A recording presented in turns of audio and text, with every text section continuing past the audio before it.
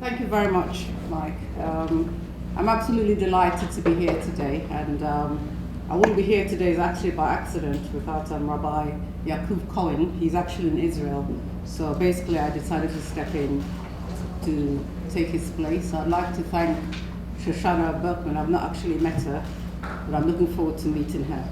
As Mike said, I'm an attorney from the United Kingdom. I focus on counter-terrorism and national security. I've hosted several high-level meetings at the United Nations for the past 7 years, ranging from global anti-Semitism, a threat to international peace and security, to my most recent meeting, which was on the persecution of Christians globally, a threat to international peace and security.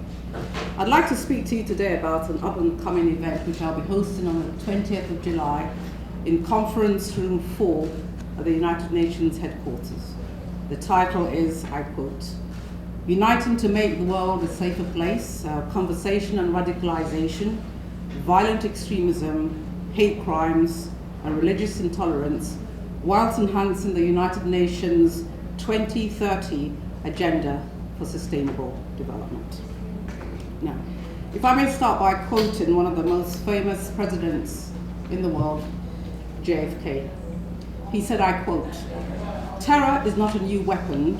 Throughout history, it has been used by those who could not prevail, either by persuasion or example." End of quote. Terrorism has arguably been one of the most defining factors of our age.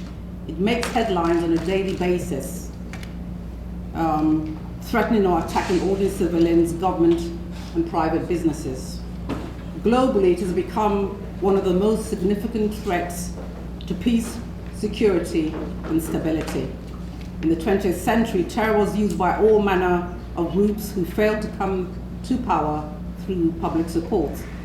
In the 21st century, we're facing a more lethal and ideological brand of terrorists who have perverted one of the world's most greatest religions, Islam. With access to technology that permits small groups to do great harm, they've embraced a nightmarish vision that will divide the world into adherents and infidels, killing as many innocent victims as possible and employing the most brutal methods to intimidate people within their communities. The common vision of a peaceful and harmonious world is far from being realized today. Armed conflicts continue to rage in several parts of the world. At the same time, we're witnessing globally an emerging trend towards xenophobia, religious intolerance, negative stereotyping of religions, and increased incidents of religious hatred and the emergence of a new extremist ideology. Religious intolerance is a scourge of the 21st century. The world is grappling with the disappearance of benchmarks and the perversion of religious and human values, as well as myths about clash of civilizations. Ladies and gentlemen, we are indeed at a historic turning point where the space for dialogue must be preserved. Such complex phenomenon requires a concerted global effort and a comprehensive long-term strategy addressing the root causes of anti-Semitism, hate crimes, violent extremism, radicalization, and above all, Islamophobia. Today we're living through a period of rejection and a language of exclusion. The international community needs to examine the causes of intolerance, be it in the form of anti-Semitism, extremism, radicalization, hate crimes, and Islamophobia. It requires efforts at all levels to move towards a culture of intellectual coexistence. No country is isolated from the dangers of terrorism. Terrorism is a challenge to the culture of peace and dialogue and requires the international community to promote peace and coexistence. As regards the 2030 agenda, it is an agenda for change. It represents a significant departure from the Millennium Development Goals. SDGs are transformative, bringing together not only the 3 dimensions of sustainable development, but also the pillars of the United Nations, namely human rights, development, humanitarian, and peace and security.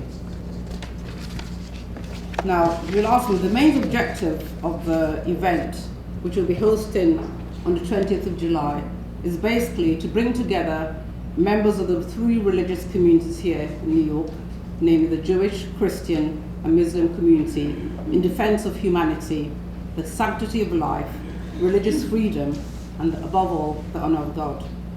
And also to encourage the next generation of young people like yourself and religious leaders to embrace the world in all its diversity, and to encourage an international campaign against the teaching and preaching of hate, and to increase awareness of Muslim people in the world and the culture of Islam as above all a religion of peace, and to encourage people and institutions to work together and share responsibility for creating inclusive environments to develop appreciation for the contribution of Muslim people to the European society, to explore contemporary and historical manifestations of Islamophobia and racism against Muslims, to also discuss in depth the emergence of anti-Semitism in Europe and hate crimes perpetrated against Jews, and to discuss the persecutions of Christians globally. Now, the goal of the opening meeting is thus to analyze and discuss emerging issues, trends and developments which are threatening the international peace and security globally, namely radicalization, extremism, and hate crimes, and to show how the 2030 agenda of the United Nations may be a solution to the emerging trends, and more particularly to focus on Goal 16, which speaks in terms of inclusive and peaceful societies.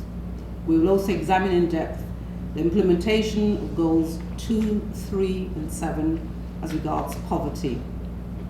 Now, in concluding, I'd like to pose some questions which we will hope to answer at this symposium in July. Firstly, how can we achieve sustainable peace in a world of risk, terrorism, and armed conflict? Do we need to be led by creating innovative partnerships between governments and NGOs? How can we counter negative narratives and ideologies of terrorism?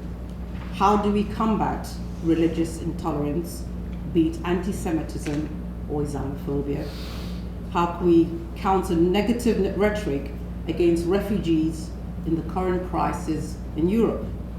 How can we combat hate crimes, xenophobia, and new extremist ideologies?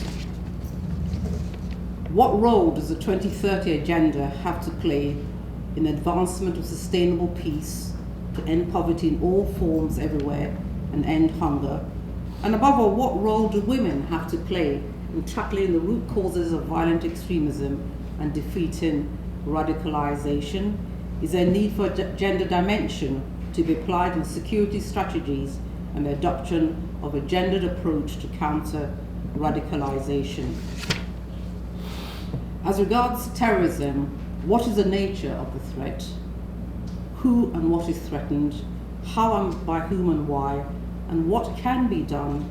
And how can we limit the impact of terrorism and make sure the terrorists do not make headlines so often? Thank you very much.